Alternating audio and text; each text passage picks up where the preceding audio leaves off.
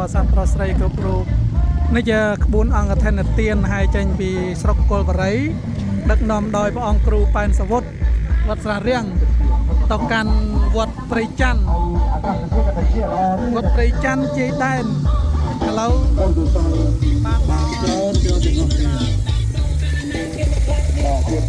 គូដំណើរបន្តបន្ទាប់គ្នាបាទបង្ត្រាស់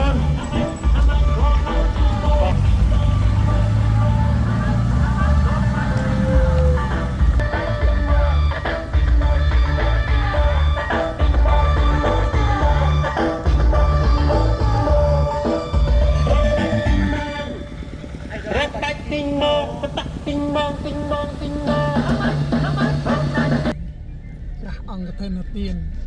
ចេញពីស្រុកកុលបរិយព្រះអង្គគ្រូព្រះលេខាស្រុកកុលបរិយព្រះអង្គគ្រូចាតិកាវត្តអូសាទព្រះអង្គគ្រូចាតិកាវត្តចកព្រះអង្គគ្រូចាតិកាវត្តចាញញោមធិនជីដែនវត្តព្រៃច័ន្ទធ្វើដំណើរទៅញោមថ្ងៃនេះច្រើនឡានណាអ្នកចូលរួមអ្នកចូលរួមអ្នកចូលរួមញោមមិនមែនអ្នកផ្ដើមទេអ្នកចូលរួមសារជើងក្រេជើងក្រេ